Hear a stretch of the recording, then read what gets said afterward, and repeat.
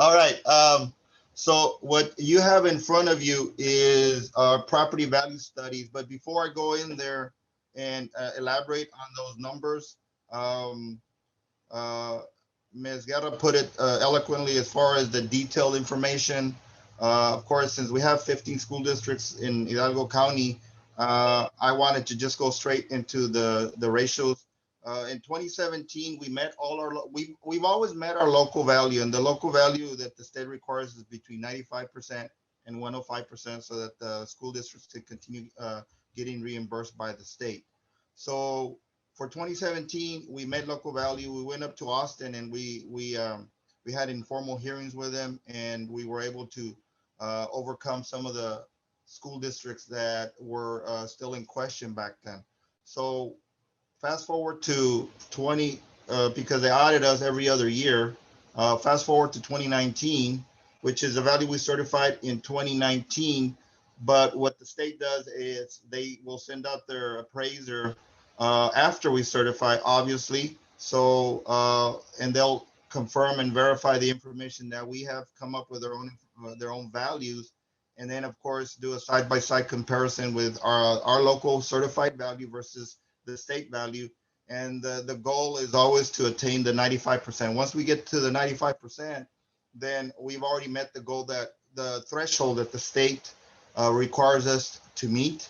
So fast forward, as I said, to 2019, you will note that if you can just, I guess, are you able to get everybody's school district in there if you could, Oscar? There you go. Thank you. Uh, so as you can see, we have all the school districts in alphabetical order.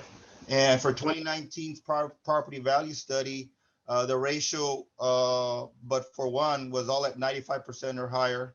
You'll see that Sharyland was actually above 100%, but we always strive to hit the 100%, but they allow us to all the way up to 105%. You'll note that Mission ISD is in red, and they did not meet the local value. That triggered an automatic uh, property value study for the following year. And for 2020, you'll see that we were able to meet local value in Mission ISD. But you'll also see in comparisons, the local value for Mission was $2.1 billion, and we increased it to $2.3 billion in 2020. And the state's value went up considerably, a lot more. We have kind of a contentious relationship with the state right now. You'll notice that we have a lawsuit. And Ms. Reese and I have a lot of history on Mission ISD, because in her prior job, we worked together on this lawsuit. We are currently in a lawsuit with the state, and we had to hire a firm to go and fight their values. You will see that we were at 0.53 percent of a point off from meeting the threshold that the state allows. You might think that's not much, but we figured it was more of a something that we needed to fight, because we obviously didn't want any of our school districts to be affected by state funding. We have been lucky. I know Ms. Guerra has overcome a lot of obstacles on her side, and she's made a lot of strides. We've been lucky that we've been able to try and keep up with the values in our county. In fact, I can tell you this year we had the most protests ever. We had 43,000 protests this summer, and last year we had 40,000 protests. So, anybody that's ever been to our office during that time of the year knows it's a fun time for us. So that's something that keeps us quite busy. Um, so we are, as I said, currently in a lawsuit with the state. We are scheduled to go to court in April. In April, and there's a strategic reason for April, even though it's 2.5 years later. Excuse me, I'm sorry. Hold on.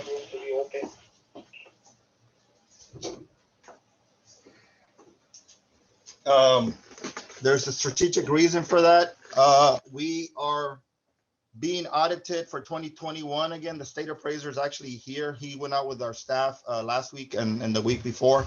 So we haven't received the preliminary information on those. As Ruiz was mentioning, we will get the preliminary values in January that allow us to go ahead and see if we need to protest any of the information that they put together. In the past, we've always done a good job of getting together with them and trying to work out some of the kinks. We have found some deficiencies on their side. They have found some deficiencies on our side. We are hoping that if we pass that value study for 2021, not to continue the lawsuit on Mission ISD because they won't be affected as far as state funding is concerned. We've seen a tremendous growth in our county. Some of y'all, I actually received some calls from some entities this year asking me to double check the numbers that they received at their level because they thought that I think some of y'all got some double-digit increases for 2021. And as you know, when we have our presentations in April at Region 1, in March or April, we will come up with our preliminary numbers. And some of y'all might already have that question in the back of your head, and there's still growth going on, but our numbers are still between 4 and 5% from the current year to the 2022. Our appraisal staff's out there right now working these, and the market is very hot in our county right now.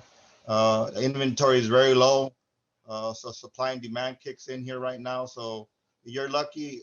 In our county right now, you could literally have a house listed today and sold today, or have 10 people bidding on it. And right now the mantra is the asking price is the starting price.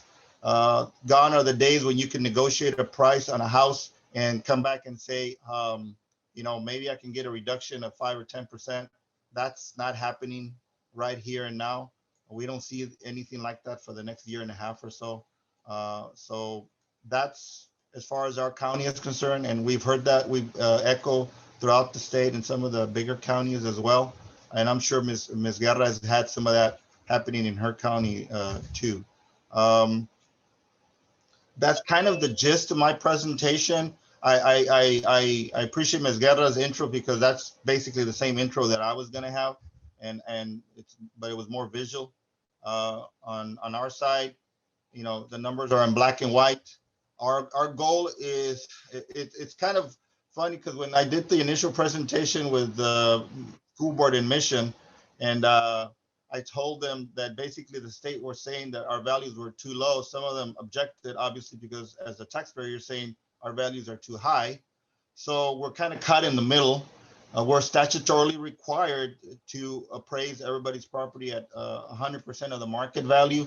It's not a political. We don't care about the county courthouse or the school district adding buildings or any of that stuff. We are an independent body that's job is just to make sure we appraise everybody at 100%. And the results of that is what the state does every other year. So if we're not doing our job, they're going to tell us. Of course, if the public thinks that we're not doing our job, they're going to tell us too. So we expect more growth here in the near future. I don't know when this is going to slow down. At this time, I will open it up for any kind of questions. Okay, so Mr. Gonzalez, I have a question. It's related to property values, but not necessarily to the presentation. So for July 1 fiscal years that they get their budget process started, usually December, January, earlier, right in the year, will the county be able to provide a preliminary estimate on the impact of the new homestead exemption of 40,000? Is that something, and of course, contingent upon voter approval in May, because by the time we get those counts, districts with a July 1 fiscal year, their budget is pretty much already done. So is the county able to provide a preliminary estimate, or we would have to wait until everything is done? So part of our, that's a good question. Part of our certified reports that we post on our website, you will have all the properties that have a homestead on it. So my recommendation there, based on what we've certified, because obviously that's going to change, and it's so dynamic that it changes on a daily basis. And in some cases, we have to supplement somebody going back 2 years. But going just off of the certified totals, I would venture to say that you could use those numbers and just do the math from there. And okay, that's always available on our website. and then you can go down all the way down to your school district. And obviously that's part of the report that we sent to you. Okay, so then just multiply the number of properties that have a homestead exemption instead of the 25, it would be the 40,000 exemption. Yes, that would be the simplest thing to do. Okay. However, if going forward, you know, the school districts, and we work with the school districts and the other entities as well. We have an open door policy. If there's something above and beyond that that they need, that they will always get a hold of myself or Mr. Garza. Thank you. Thank you, sir. You're very welcome.